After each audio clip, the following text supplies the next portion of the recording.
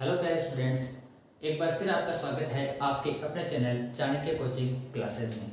जैसा कि आप सबको पता है, आज 4 अप्रैल 2023 को कक्षा 10 का गणित सब्जेक्ट का पेपर था। एज टीचर मैं कहना चाहूँगा, इससे आसान पेपर है वह बिल्कुल भी नहीं हो सकता। सभी के सभी क्वेश्चन एकदम आसान के आसान थे और आज हम जो है उस बोर्ड के पेपर का जो है सॉल्यूशन एकदम डिटेल में आपको देने जा रहे हैं। तो आइए बिना देरी किए हुए हम जो चलते हैं पहले क्वेश्चन की तरफ। जैसा कि आप सब जानते हो कि जो पहला क्वेश्चन आता है वह हमारे पास वस्तुनिष्ठ यानी मल्टीपल चॉइस वाली एबीसीडी वाले क्वेश्चन होते हैं। तो आइए हम स्टार्ट करते हैं पहले का पहला क्वेश्चन। पहला क्वेश्चन है 196 के अभाज्य गुणनखंडों की घातों का योगफल क्या होगा। हमारे पास चार ऑप्शन है। सवाल को पहले ढंग से समझना है। 196 के हमें अभाज्य गुणनखंड करने हैं। तो सबसे पहले क्या करते हैं, 196 के अभाज्य गुणनखंड करते हैं। इसमें 2 का भाग जाएगा और 2 9 18 और 2 8 16 98, फिर 2 का भाग जाएगा और ये आ जाएगा 4 3 8 और ये बच गया 9 और फिर इसमें आ जाएगा 7 का भाग और यहाँ पे आ गया 7 ये आ गया। तो ये जो अभाज्य गुणनखंड इसमें घात कितनी आ गई, 2 की घात 2 बन गई और 7 की घात भी कितनी बन गई, 2 बन गई। तो ये जो है ना अभाज्य गुणनखंड के रूप में आ चुकी है। अब इनकी जो घातें हैं उनका योग पूछा है। अभाज्य गुणनखंडों की घातों का योगफल, तो 2 और 2 कितना हो जाएगा 4। तो अपना ऑप्शन जो सही है वो ऑप्शन क्या होगा, सही होगा, यानी इसका आंसर कितना आ जाएगा 4 आ जाएगा। अब देखते हैं दूसरा क्वेश्चन। हमें एक द्विघात समीकरण दे रखी है और ये कंडीशन दे रखी है कि इसके मूल समान है, तो k का मान ज्ञात करना है। हम जानते हैं द्विघात समीकरण के मूल समान होने की शर्त हमारे पास क्या होती है कि b² - 4ac = 0। इसमें a क्या होता है, x² का गुणांक। तो a बराबर कितना दे रखा है 1, क्योंकि x² का गुणांक कितना है 1। और जो b होता है वो होता है x का गुणांक। तो यहाँ पे x का गुणांक दे रखा है माइनस का k, तो b है माइनस का k और c है अचर में जो कितना दे रखा है 4। बस कुछ नहीं करना है, इसमें हमें वैल्यू रखनी है। तो b² यानी -k का स्क्वायर -4ac, a का मान 1 है और c का मान कितना है 4, बराबर कितना आ जाएगा 0। माइनस का स्क्वायर करते हैं तो प्लस बन जाता है और k का स्क्वायर हो जाएगा k² -4 चौके 16 बराबर 0। इस 16 का आते हैं तो k² बराबर 16 आ जाएगा और k बराबर आ जाएगा √16 यानी ±4। तो जो ऑप्शन अपना द है वह इसका सही उत्तर होगा। ये जो आप तीसरा सवाल देख रहे हो ये बहुत बार एग्जाम में रिपीटेड हो चुका है। बड़ा ही आसान सा क्वेश्चन है। इसमें हमें क्या दिया गया है कि ये जो बिंदु होता है ये होता है x और इसको बोलते हैं y निर्देशांक। ये x निर्देशांक होता है और ये होता है y निर्देशांक। इसकी y अक्ष से दूरी पूछी है। अगर y अक्ष से दूरी पूछे तो ये x वाला निर्देशांक बता दो और अगर x अक्ष से पूछे तो y वाला बता दो। एक बात ध्यान रखना है, अगर इनमें दोनों में कहीं पे माइनस का निशान होता है तो हमें -7 में नहीं बताना है, क्योंकि माइनस लगने का मतलब है ये दर्शाता है कि ये बिंदु है जो कौन से चतुर्थांश में होगा। तो ये सीधा सा सिंपल सा क्वेश्चन है एकदम कि y से दूरी पूछिए तो सीधी सीधी बात है कितना हो जाएगा 3 हो जाएगा। इसका ऑप्शन जो सही है वह सही हो जाएगा। अब आगे देखते हैं चौथा क्वेश्चन। 3x + 2y = 11 को संतुष्ट करने वाला युग्म है। देखो ये है x का मान, ये है किसका होता है y का। हम जानते हैं पहले x को लिखते हैं बाद में y को। तो ये चार ऑप्शन दे रखे हैं, हमें क्या करना होगा कि एक एक करके इन ऑप्शन को इसमें रखना है। तो बराबर कितना आना चाहिए 11 आना चाहिए। तो आइए पहले से स्टार्ट करते हैं। x की जगह 1 रखते हैं तो 3 × 1, तो 3 × 1 प्लस y की जगह 2 रखते हैं तो ये बन गया 2 × 4, तो 3 एकम 3 प्लस 4 दूनी 8, तो कितना आ रहा है 11 आ रहा है। यानी ये जो पहला बिंदु है वह इसको क्या करता है संतुष्ट करता है। तो इसका राइट ऑप्शन क्या हो जाएगा ए हो जाएगा। अब देखते हैं पांचवा क्वेश्चन। इसमें भी हमें एक द्विघात समीकरण दे रखी है और उसका विविक्तिकार पूछा है। विविक्तिकार क्या होता है, ये जो अभी हमने निकाला था b² - 4ac, इसी को हम क्या कहते हैं विविक्तिकार कहते हैं। तो हमें क्या करना है कि b² - 4ac ज्ञात करना है। तो देखो अभी हमने बताया था कि a की वैल्यू होती है ना वो होता है x² का गुणांक यानी स्क्वायर वाली घात का गुणांक जो कितना दे रखा है 3√3। p होता है x का गुणांक वो हमें दे रखा है +10 और c होता है अचर पद वो दे रखा है 3 और ये होता है विविक्तिकार b² - 4 इसको हम कहते हैं विविक्तिकार।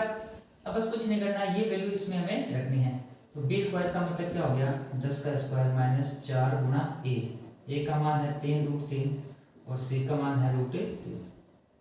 10 का स्क्वायर 100 माइनस देखो √3 से गुणा होकर क्या बन जाएगा यानी ये दोनों आपस में गुणा होकर 3 बन जाएगा और 3 को 3 से गुणा करेंगे तो 9 और 9 चौके 36 और हम जानते हैं जब 100 में से 36 घटाते हैं तो कितना आता है 64 यानी ऑप्शन जो द है 64 वह क्या होगा इसका सही उत्तर होगा। अब देखते हैं पहले का एक छठा क्वेश्चन। इसमें हमें 18 a b और -3 दिया गया कि ये समांतर श्रेणी में है तो a + b का मान ज्ञात करना है। बहुत ही अच्छा क्वेश्चन है, सिंपल सा लेकिन एक अच्छा क्वेश्चन है।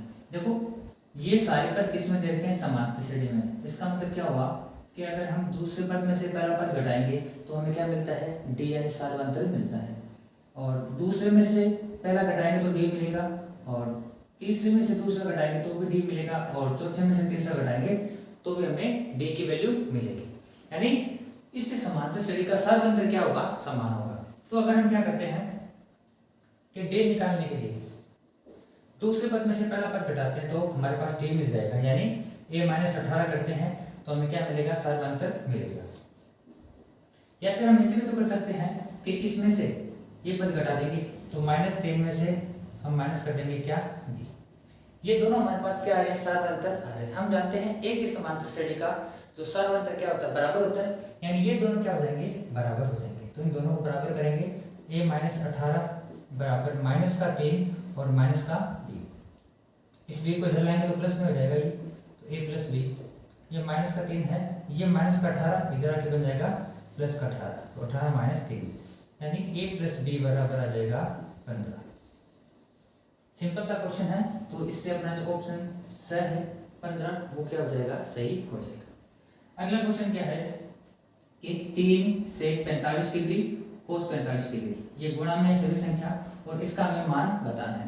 देखो cos और sec क्या होते हैं एक दूसरे का विपरीत होता है तो शॉर्ट में अगर आपको बढ़िया नॉलेज है तो आप यहाँ से क्या कर सकते हो ये दोनों क्या हो जाएंगे कैंसिल हो जाएंगे क्योंकि साइन और कोसेक एक दूसरे के विपरीत होते हैं cos और sec एक दूसरे के विपरीत होते हैं और tan और cot क्या होते हैं एक दूसरे के विपरीत होते हैं। तो इन दोनों का गुणनफल 1 बन जाएगा। कंडीशन क्या है थीटा का मान क्या होना जरूरी है एक जैसा होना जरूरी है। तो ये दोनों क्या बन रहे हैं गुणा होकर 1 बन रहे हैं इसका मतलब सीधा सीधा इसका उत्तर कितना आ जाएगा 3 आ जाएगा। हम थोड़ा सा डिटेल में समझ लेते हैं। 3 sec 45 का जो मान होता है वो होता है √2 गुणा cos 45 का मान होता है 1/√2 तो √2 से √2 कट जाएगा क्या जाएगा 3। तो आपका जो ऑप्शन द है वह इसका सही उत्तर होगा। अब देखते हैं 8वां क्वेश्चन। वृत्त की वह जीवा जिसकी लंबाई वृत्त की त्रिज्या से दोगुनी है। तो जीवा क्या होती है कि वृत्त की परिधि पर तेने दो बिंदुओं को मिलाने वाली रेखा क्या कहलाती है जीवा कहलाती है। लेकिन हमें कौन सी जीवा लेनी है जो जिसकी लंबाई है वृत्त की त्रिज्या के दोगुनी। हम जानते हैं कि वृत्त की त्रिज्या है उसका दोगुना कौन होता है व्यास होता है। क्या होता है व्यास। अब ये भी देखो परिधि पर दो बिंदुओं को मिलाने वाली रेखा है। हम इसको ऐसे भी कह सकते हैं वह जीवा जो वृत्त के केंद्र से गुजरती है उसको हम क्या कहते हैं वृत्त का व्यास कहलाता है। यानी इसमें जो ऑप्शन आपका जो ब है वह सही उत्तर होगा। यानी वृत्त की वह जीवा जिसकी लंबाई वृत्त की त्रिज्या से दोगुनी है वह वृत्त का व्यास से होता है। अब देखते हैं 90 क्वेश्चन की तरफ। एक वृत्त की त्रिज्या हमें दे रखी है और उसकी परिधि पूछी गई है। तो हम जानते हैं परिधि का सूत्र क्या होता है 2πr। मान रखेंगे 2 × 22/7 × r। r का मान है हमारे पास 3.5। इसको काटेंगे तो 0.55 आ जाएगा। ये 22 × 110 110 और पॉइंट लगा हुआ है तो 11 और 11 × 2 करेंगे तो कितना आ जाएगा 22 सेंटीमीटर। यानी इसका जो ऑप्शन ब है वह उत्तर सही होगा। अब देखते हैं 10वां क्वेश्चन। घन का संपूर्ण पृष्ठीय क्षेत्रफल हमें दे रखा है और उसकी भुजा पूछी। देखो घन का संपूर्ण पृष्ठीय क्षेत्रफल हमें दे रखा है तो क्या करेंगे इसके बराबर में सूत्र रखते हैं। क्या सूत्र होता है घन के संपूर्ण पृष्ठीय क्षेत्रफल का 6 गुना भुजा स्क्वायर और इसका मान हमें दे रखा है 486। हमें तो भुजा का मान चाहिए, तो इस 6 को इधर लाते हैं बट्टे में, तो भुजा स्क्वायर बराबर आ जाएगा 486/6। इसमें भाग देंगे तो ये आ जाएगा 81, यानी भुजा स्क्वायर का मान कितना आता है 81, और हमें तो सिर्फ भुजा का मान चाहिए, तो आ जाएगा √81 यानी 9 सेंटीमीटर। जो ऑप्शन क्या है, द है, अतः इसका उत्तर क्या हो जाएगा 9 सेंटीमीटर। ऑप्शन द इसका सही होगा। अब सॉल्व करते हैं पहले का ही 11वां क्वेश्चन। इसमें हमें एक बंटन दिया गया है और इसका बहुलक पूछा है। इसमें क्या क्या संख्या है, 3, 5, 7, 4, 2, 1, 4, 3 और 4। अक्सर गलती क्या हो जाती है कि स्टूडेंट यहाँ तक पढ़कर छोड़ देते हैं, इस 4 को पढ़ना भूल जाते हैं, तो ध्यान रखना इस 4 को भी हमें पढ़ना है। तो बहुलक क्या होता है, जो आंकड़ा सबसे ज्यादा बार आया है वह क्या कहलाता है, बहुलक कहलाता है। तो हम देखते हैं 1, 2, 3, यानी 4 है वो कितने बार आया है, 3 बार आया है, 3 2 बार आया है। तो अधिकतम कौन आया है, वो आया है 1, 2, 3, यानी 4 है वो कितने बार आ रहा है, 3 बार। तो इसका जो बहुलक है वो हो जाएगा 4, यानी अपना जो ऑप्शन स है वह क्या होगा, सही होगा।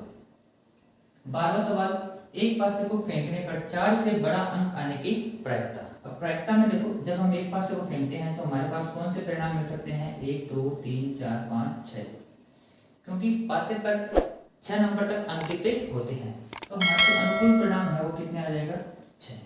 अब 4 से बड़ा अंक आने का, तो 4 से बड़े अंक कितने होते हैं, 2 ही होते हैं, 5 और 6।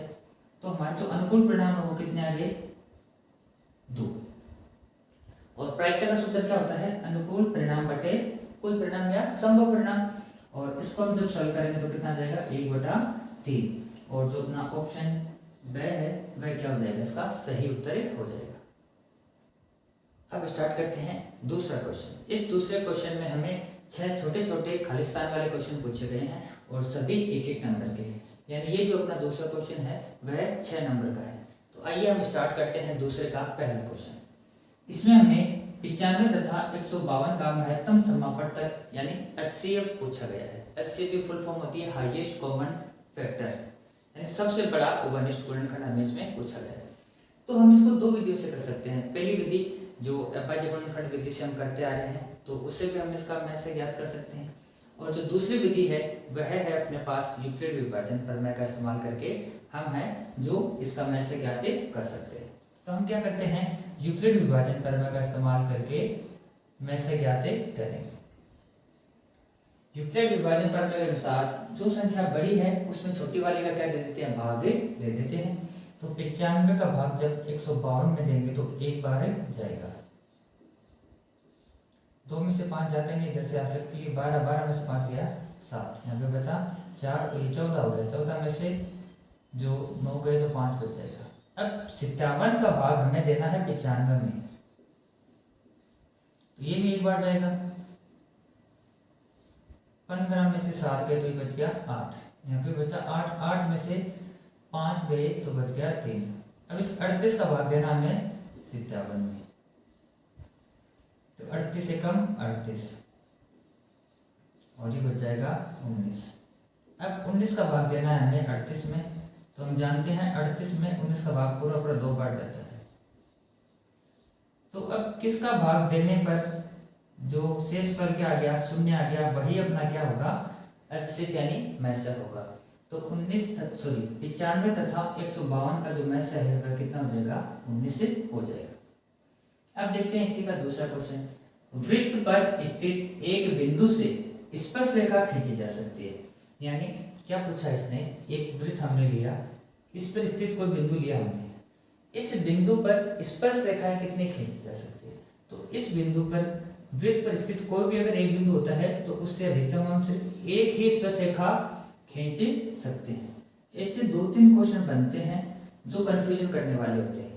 पहला क्वेश्चन एक ऐसा भी बन सकता है कि वृत्त के बाहर स्थित किसी बिंदु से हम वृत्त पर कितनी स्पर्श रेखाएं खींची जा सकती है, यानी वृत्त के बाहर स्थित किसी बिंदु से वृत्त पर हम क्या कर सकते हैं, अधिकतम 2 स्पर्श रेखाएं खींच सकते हैं।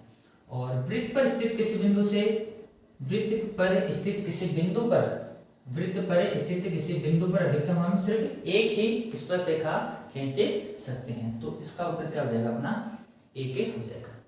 अब देखते हैं तीसरा क्वेश्चन, कोस स्क्वायर 45 का मान। इस कोस स्क्वायर 45 का मतलब क्या होता है हमारे पास कि कोस 45 का पूरे का स्क्वायर या होल स्क्वायर। कोस 45 का मान होता है 1/√2 और इसका हमें क्या करना है, होल स्क्वायर करना है।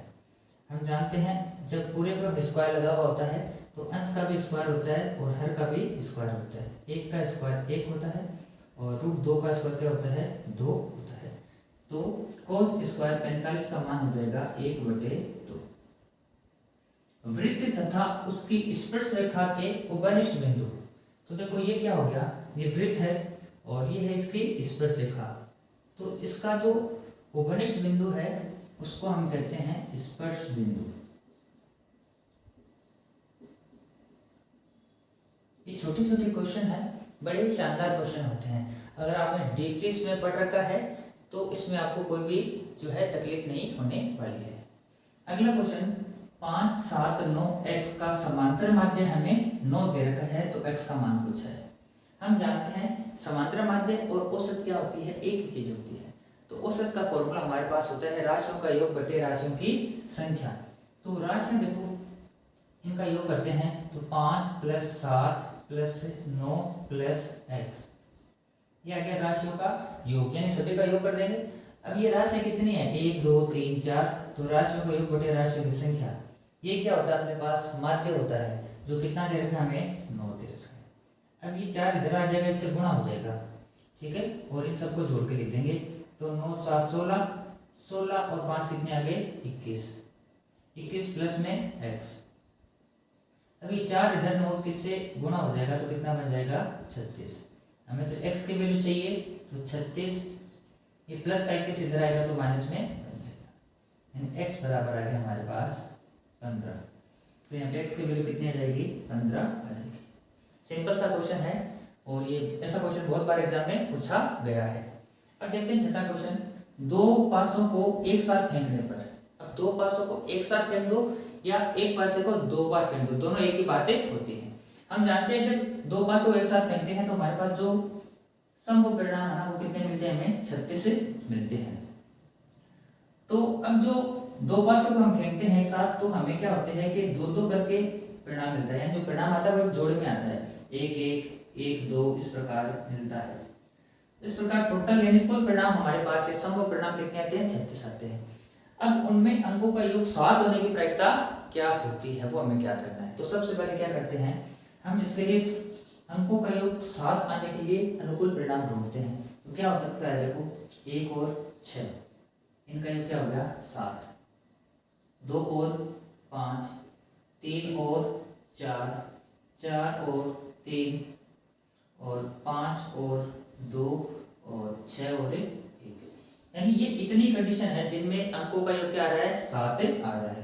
देखो 6 1 7, 5 2 7, 3 4 7, 4 3 7, 5 2 7 और 6 1 7। आपको ये ध्यान में रखना है कि कोई भी कंडीशन रिपीट नहीं होनी चाहिए। ये 2 और 5 और 5 2 में बहुत ज्यादा फर्क है। इसका मतलब क्या हुआ कि मान लो पहले पास से पर 2 आ रहा है और दूसरे पास से भी क्या आ रहा है, 5 आ रहा है, और इसमें पहले पास से पर 5 आ रहा है और दूसरे पास से भी क्या आ रहा है, 2 आ रहा है।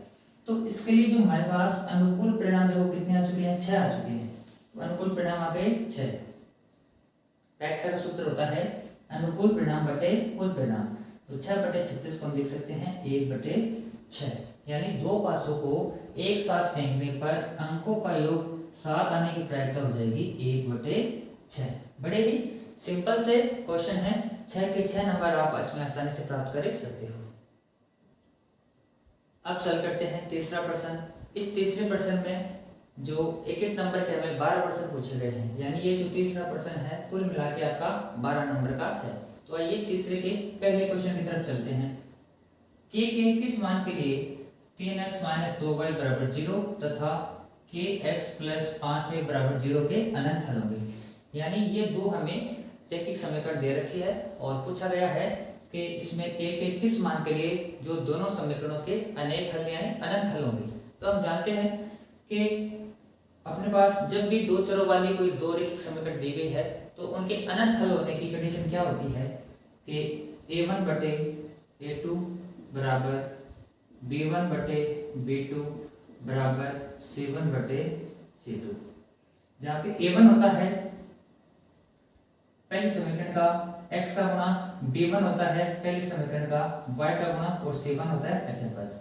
अब ये ABC दूसरी समीकरण के हैं, इसलिए इसको यहाँ पे 2 लगा के रिप्रेजेंट कर दिया गया है।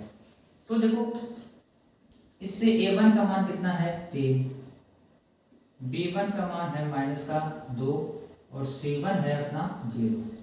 इसमें लेते हैं A2 है K x का गुणांक और B2 है y का गुणांक है 5 और जो C2 दे रखा है वो हमें दे रखा है 0। अब अनंत हल होने के लिए क्या होते हैं, ये कंडीशन होती है, तो इसमें क्या करते हैं मान रखते हैं। तो 3/K बराबर माइनस का 2/5 बराबर C1/C2 मतलब 0/0। देखो अब इन दोनों को हमें लेना पड़ेगा, पहले इन 2 को लेते हैं फिर इन 2 को लेंगे। इन 2 में देखो K तो आ नहीं रहा है, इसलिए इन पीछे वाले 2 को लेने से कोई मतलब नहीं है। तो हम क्या करते हैं इन दोनों को लेते हैं, तो देखो इनको बस गुणा करते हैं, ये इधर आ जाएगा और ये इधर आ जाएगा। तो ये इधर K - 2 से गुणा करके बन जाएगा माइनस का 2K बराबर 5 3 15 और K बराबर आ जाएगा 15 माइनस का 2।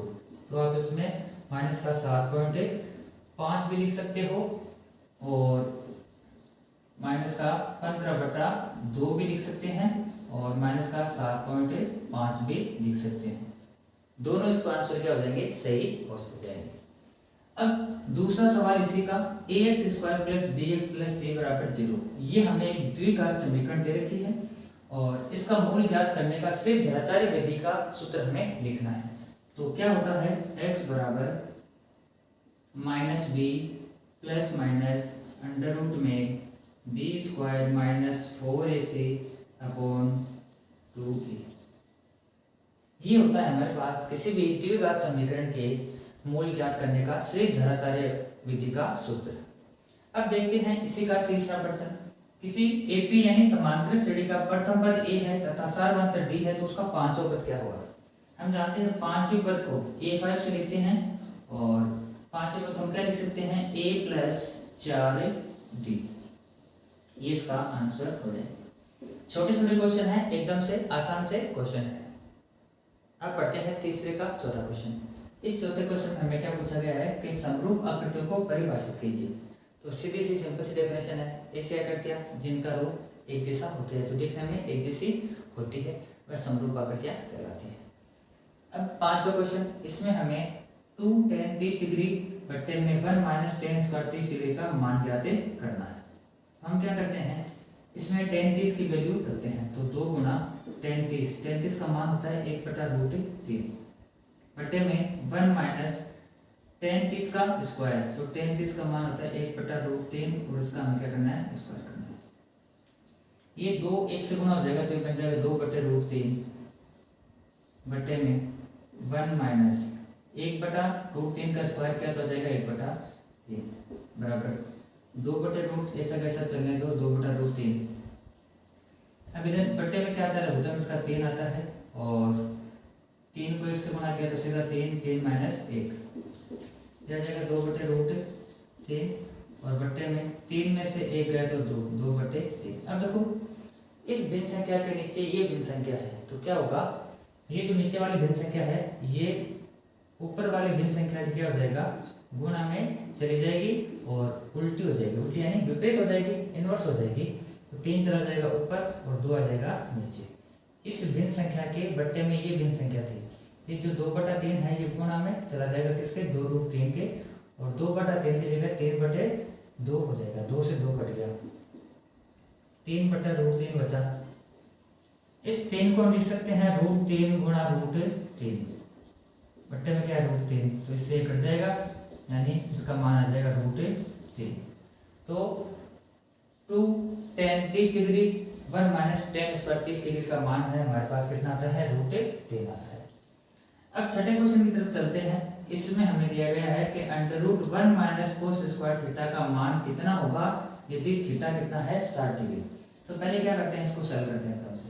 हम जानते हैं कि 1 - cos स्क्वायर थीटा क्या होता है sin स्क्वायर थीटा और इस पे क्या लगा हुआ है रूट। अंदर स्क्वायर है, बाहर है अंडर रूट, तो दोनों कैंसिल हो जाएंगे, सिर्फ क्या बच जाएगा, साइन थीटा बच जाएगा। और थीटा का मान यदि हम 60 डिग्री रखते हैं तो ये बनता है साइन 60, और साइन 60 का मान होता है अंडर रूट 3/2। ये अपना आंसर होगा। अब पढ़ते हैं तीसरे का 7वां क्वेश्चन।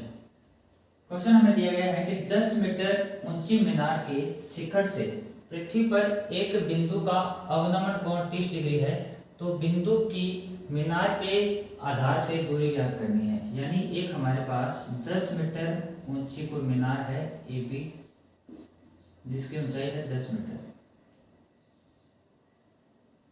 मीनार के शिखर से पृथ्वी पर एक बिंदु, ये मान लीजिए बिंदु है हमारे पास सी, ये जो कहां पर स्थित है बिंदु सी, धरती पर स्थित है, पृथ्वी पर स्थित है। इस मीनार के शिखर ए से बिंदु सी का जो अवनमन कोण, यानी अवनमन कोण बढ़ेगा तो उसके लिए हमें एक क्षैतिज लेना पड़ेगा। तो ये जो अवनमन कोण बन रहा है इस बिंदु के साथ में, वो बन रहा है 30 डिग्री का। ए बी एक मीनार है जो 10 मीटर ऊंची है, इसके शिखर से बिंदु सी का जो अवनमन कोण बन रहा है वो बन रहा है 30 डिग्री। तो मीनार बिंदु की, इस बिंदु की मीनार के आधार से दूरी, यानी हमें बी से हमने क्या करना है, ज्ञात करना है। बिंदु की मीनार के आधार से दूरी ये होगी। अब ये 30 डिग्री है तो ये भी कितना होगा, 30 डिग्री, क्योंकि ये दोनों क्षैतिज क्या होते हैं, समांतर होते हैं। समांतर रेखा को एक तिर्यक रेखा काटती है तो एकांतर कोण बनते हैं, तो ये और ये दोनों कोण क्या हो जाएंगे, बराबर। यानी इसी रेखा के साथ अवनमन कोण और उन्नयन कोण क्या होंगे, दोनों बराबर। अब हमें क्या करना है, ये चीज दे रखी है और ये हमें ज्ञात करनी है। तो इस कोण के लिए 30 डिग्री के लिए ये जो सामने वाली भुजा हो जाएगी, ये हो जाएगी लंब और ये हो जाएगा आधार। तो लंब और आधार में क्या अनुपात होता है, वो बनता है tan 30, यानी त्रिभुज ए बी सी में क्या लेंगे हम, tan 30 बराबर, वो बनता है लंब बटे आधार। इसके लिए ये देखो 90 डिग्री का कोण बनेगा इधर, और ये बनेगा लंब, इसके लिए लंब 30 डिग्री के लिए ये लंब है और ये आधार। तो लंब दिया गया है, आधार हमें ज्ञात करना है। तो क्या बनता है, लंब बटे आधार tan बनता है, और कोण कितना है 30। तो tan 30 बराबर लंब बटे आधार, यानी 10 बटे आधार कितना है इसका, 20। tan 30 का मान होता है 1/√3 बराबर 10 बटे क्या आ जाएगा, 20। बस गुणा कर देंगे तो 20 से बराबर आ जाएगा 10√3 मीटर। तो इस बिंदु सी की इस मीनार के आधार से जो दूरी है वो कितनी हो जाएगी, 10√3 मीटर हो जाएगी। अब देखते हैं 8वां क्वेश्चन। एक ऊर्ध्वाधर यानी ऐसे ऊर्ध्वाधर छड़ की लंबाई तथा इसकी छाया की लंबाई का अनुपात है, वह है 1:√3। तो सूर्य का उन्नयन कोण हमें बताना है। यानी ये हमने मान ली एक ए बी हमारे पास क्या है, छड़ है, ये छड़ है और ये होगी इसकी छाया यानी BC, और ये हमें इसका उन्नयन कोण यानी ऊंचाई, तो ये हमने मान लिया कितना, ये थीटा है। अब हमें जो अनुपात दे रखा है वह क्या है, यानी छड़ की लंबाई, तो ये होगी छड़, तो इसका तो है अनुपात यानी 1 है, और इसकी छाया है वो है √3, और पूछा क्या है हमें, सूर्य का उनतास कोण, यानी ये थीटा का मान पूछा है। तो देखो इसके लिए, इस थीटा के लिए ये हो गया लंब और ये क्या हो गया आधार। तो लंब बटे आधार क्या बनता है, tan थीटा, और कोण यहाँ पे थीटा दे रखा है तो tan थीटा बराबर हो जाएगा लंब बटे आधार यानी 1/√3। अब 1/√3 है, जो tan में किसका मान होता है, वो होता है tan 30 डिग्री का। अब दोनों तरफ tan है, इसको बराबर में है, इसका मतलब थीटा का मान क्या है, बराबर। तो थीटा बराबर आ जाएगा 30 डिग्री, यानी जो सूर्य का उनतास कोण है या उन्नयन कोण है वह कितना हो जाएगा, 30 डिग्री हो जाएगा।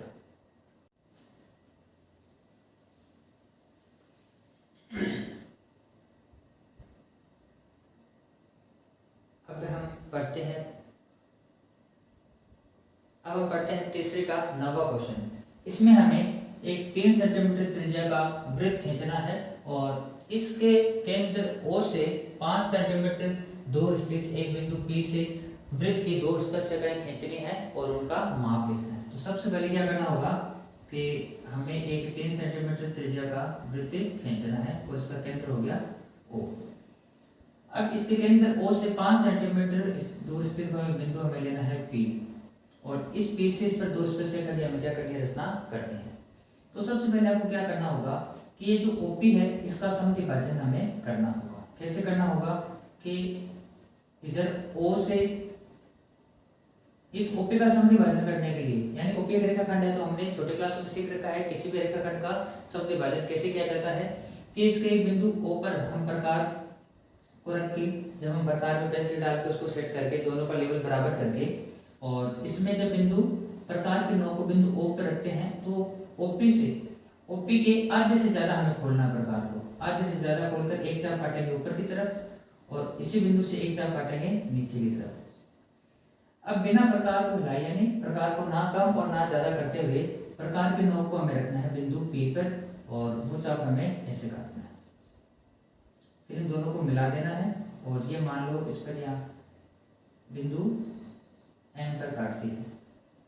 अब प्रकार की नोक को यहाँ पे रखते हुए और OP ये MP या MO इतना क्या करना है, हमें प्रकार खोलना है और इससे हमें क्या बनानी है, वृत्त की रचना करनी है जो O और P से गुजरेगा। ठीक है, तो जहां पर ये जो वृत्त बन रहा है हमारा, ये वृत्त इसे 3 सेंटीमीटर त्रिज्या वाले वृत्त को जहां पर क्या करता है, प्रतिच्छेद करता है ना, ये यहाँ पे, तो इसको हम क्या कर देंगे, मिला देंगे और ये बन जाएगी हमारी इस बिंदु पर दो स्पर्श रेखाएं और ये हो जाएगी इसकी त्रिज्या। अब ये त्रिज्या 3 दे रखी है और ये हो गया 5, तो ये स्पर्श रेखा कितनी हो जाएगी, 4 सेंटीमीटर। तो हम कह सकते हैं कि स्पर्श रेखा हमारी कितनी हो जाएगी, 4 सेंटीमीटर की जाएगी। और वृत्त के बाहर स्थित किसी बिंदु से हम जानते हैं 2 ही स्पर्श रेखाएं खींची जा सकती है और दोनों का मान क्या होता है, बराबर होता है। अब अगला सवाल 10वां, 5 सेंटीमीटर एक हमें लंबाई का खंड खींचना है। तो हमने क्या किया, AB, इसमें आपको जो रचना की स्टेप भी दिखने हैं, AB रेखाखंड हमने खींचा, ये है 5 सेंटीमीटर। अब इसको हमें 2:3 में विभाजित करना है और उसकी दोनों भागों के हमें माप भी लिखनी है। तो क्या करो, इसके नीचे की तरफ न्यून कोण बनाती हुई एक हम रेखा खींच देते हैं, इसको नाम दे देते हैं AX। अब इसको 2:3 में विभाजित करना है तो इन्हें अनुपातों का योग कर दो, 2 और 3 कितने हो गए, 5। तो यानी 1 सेंटीमीटर से ज्यादा का आप क्या कर सकते हो, 5 बराबर इस पे बिंदु A से पहला चाप यहाँ पे काटते हैं तो ये होगा मान लो C1। अब उतना ही प्रकार जो है, प्रकार की नोक कहाँ पे रखनी है, हमें C1 पे रखनी है और इस प्रकार हम क्या करते हैं, बराबर त्रिज्या के क्या कर देते हैं, चाप इसमें काट देते हैं। कितने चाप काटते हैं, वो हमें काटने हैं यहाँ पर 5 चाप। क्यों, क्योंकि हमारे पास जो अनुपातों का जो योग है वो कितना है, 5 है। तो जो लास्ट का चाप है उसको क्या करो, आप इस बिंदु B से मिला दो। अब देखो, एक तो भाग आना चाहिए 2 और दूसरा है 3, तो आपको क्या करना है, अब हमें प्रकार लेना है और प्रकार को इससे थोड़ा कम खोलना है। कम खोल के एक चाप यहाँ से इसे काट देना है। कौन से, इसी चाप C5 से, C4 से कम थोड़ा खोलना है और इसको हमें काटना है जो दोनों यहाँ पर इसको मिलना चाहिए। अब उतना में उतना प्रकार हमें रखना है C2 पर, क्योंकि पहला जो भाग हमारा कितना है, 2 भाग है, तो C2 पर रख के हम ऐसे क्या कर देंगे, चाप काट देंगे। जितना का चाप यहाँ काटना है उतना का उतना चाप इस C2 से हमें काटना है। फिर क्या करना है कि प्रकार को हम इतना खोलेंगे, जो चाप इन दोनों रेखाओं को मिला रहा है, किस किस को, AC5 और BC5, यहाँ पे दोनों को जितनी इसकी चाप की जो है डिस्टेंस है उतना हम क्या करेंगे, प्रकार खोल लेंगे और उतना का उतना चाप हमें कहाँ से काटना है, इस बिंदु से। इस बिंदु का नाम हम दे सकते हैं M पे रख के ये चाप काटेंगे, ये लगभग यहाँ पे कटेगा। अब क्या करना है, इसको हम मिला देंगे इससे और ये हो जाएगा अपना बिंदु C, हम इसको नाम दे सकते हैं। अब देखो, ये 2:3 में विभाजित हुआ है तो आपका ये तो हो जाएगा 2 सेंटीमीटर का और ये हो जाएगा 3 सेंटीमीटर का। अगर ये 2 सेंटीमीटर का आ रहा है और ये 3 सेंटीमीटर का आ रहा है, इसका मतलब आपका आंसर क्या है, सही है। आपने इसका जो है अनुपात विभाजन वो क्या किया है, सही किया है। अब तीसरे का 11वां क्वेश्चन पढ़ते हैं। 11वां क्वेश्चन दिया गया है कि किसी वृत्त का त्रिज्यखंड उस वृत्त का चतुर्थांश है, तो त्रिज्यखंड में केंद्र पर बने वाले कोण का माप हमें बताना है। यानी एक वृत्त है और इसका एक चतुर्थांश हमें भी है, तो हम जानते हैं चतुर्थांश में जो कोण है वो कितना बनता है, वो बनता है हमारे पास 90 डिग्री का। चतुर्थांश का मतलब क्या हो गया कि कोण कितने का बनता है, 90 डिग्री का। तो किसी वृत्त का त्रिज्यखंड उस वृत्त का चतुर्थांश है। तो जो त्रिज्यखंड है ना वो क्या है, उसका चतुर्थांश है। इसका मतलब इस त्रिज्यखंड का जो कोण है वो कितना डिग्री बनेगा, 90 डिग्री। तो यहाँ पे थीटा का मान कितना हो जाएगा, 90 डिग्री हो जाएगा। चतुर्थांश में कोण कितना बनता है, 90 डिग्री का बनता है। फिर अब 12वां प्रश्न, अच्छी प्रकार से फेंटी गई 52 पत्तों की एक गड्डी में से एक पत्ता निकाला जाता है, इस पत्ते के दहला होने की प्रायिकता ज्ञात करनी है। तो हम जानते हैं कि अगर ताश के पत्तों की बात आती है, ताश की बात आती है, तो संभव परिणाम हमेशा कितने मिलते हैं, हमें 52 मिलते हैं, क्योंकि ताश में पत्ते कितने होते हैं, 52। अब बात करते हैं दहला होने की। तो दहला कितने होते हैं, दहला 4 होते हैं। दहले कितने होते हैं, 4 होते हैं। एक तो ईंट का होता है, एक होता है आपके पास पान का होता है, और एक होता है चेड़ी का, और एक होता है हुक्म का। तो ये 4 हमारे पास क्या हो जाते हैं, दहले हो जाते हैं। तो अनुकूल परिणाम कितने आ गए, 4। अनुकूल परिणाम बटे संभव परिणाम, तो 4 को इन दोनों में क्या करेंगे, 4 का भाग दे देंगे और ये आ जाएगा 1/13। तो एक ताश की गड्डी में से जब हम एक पत्ता निकालते हैं और उस पत्ते के दहला होने की प्रायिकता कितनी हो जाएगी, 1/13 हो जाएगी। तो इस प्रकार अपने पास ये जो तीसरा प्रश्न था, इसमें टोटल जो 12 प्रश्न थे, सभी प्रश्न एक एक नंबर के थे और ये आसान से सारे के सारे क्वेश्चन थे। अब बढ़ते हैं हम चौथा क्वेश्चन। इसमें हमें 13/125 का हमें दशमलव प्रसार लिखना है। तो इसमें हमें क्या करना पड़ेगा कि हर में 125 को हम क्या लिख सकते हैं, 5 की घात 3 लिख सकते हैं। अब दशमलव प्रसार इसमें लिखने के लिए क्या करेंगे कि अब 5 की घात 3 है, तो हमने ये देखा था कि 5 की घात 3 यानी हर में अगर 5 की और 2 की घात हो तो इसका दशमलव प्रसार क्या होगा, शांत होगा। यानी एक बात हमें यहाँ से पता चल रही है कि 13/125 का जो दशमलव प्रसार क्या होगा, वो क्या होगा, शांत होगा। अगर 2 और 5 के अलावा और कोई जो यहाँ पे उपनिष्ठ यानी अभाज्य गुणनखंड होता है, तो हम कह सकते हैं कि इसका दशमलव प्रसार क्या नहीं होगा, शांत नहीं होगा। अब इसमें क्या करना है हमें कि 5 की पावर 3 है, तो 2 की पावर 3 से अंश हर में क्या कर देते हैं, गुणा कर देते हैं। तो ये तो बन गया 13 गुणा 2 की पावर 3 कितना होता है, 8 बट्टे में ये देखो 2 की पावर भी 3 है और 5 की पावर भी 3 है, तो इनको हम क्या लिख सकते हैं, घातांक के नियम के अनुसार 2 गुणा 5 की पावर 3। 13 को जब हम 8 से गुणा करते हैं तो आ जाता है 13 × 104 और ये बन जाएगा 5 दूनी 10, 10 की पावर 3 और 10 की पावर 3 का मतलब क्या होता है, 1000।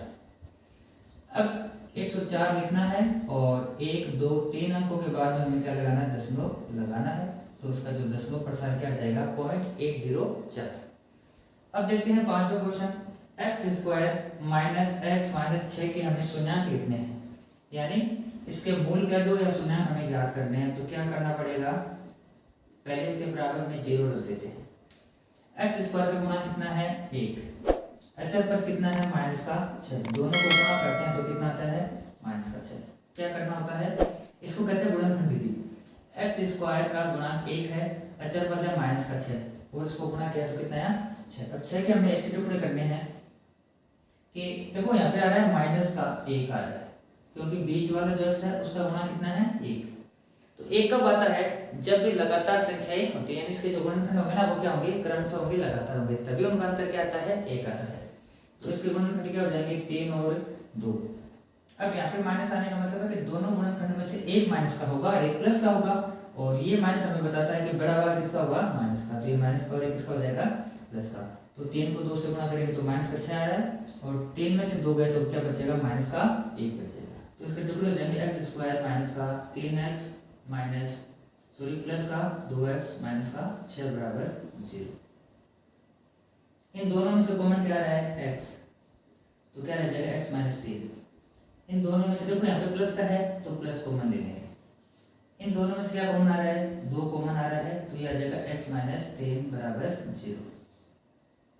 अब इसमें भी x - 3 है, इसमें भी x - 3 है, तो दोनों में से x - 3 क्या आ जाएगा, हमारे पास कॉमन आ जाएगा और ये रह जाएगा x + 2 = 0। अब दो संख्या गुणा होकर 0 बन रही है, इसका मतलब या तो ये 0 है या फिर ये 0। तो हम क्या करते हैं, 1/1 दोनों को 0 के बराबर रखते हैं। यदि x - 3 = 0 तो तो x बराबर आ जाएगा 3। और यदि x प्लस 2 बराबर 0 तो x बराबर आ जाएगा -2। तो हमारे पास x के दो मान आ गए हैं, एक तो 3 और -2। यही इसके शून्यांक है और यही इसके क्या कहलाते हैं, मूल कहलाते हैं।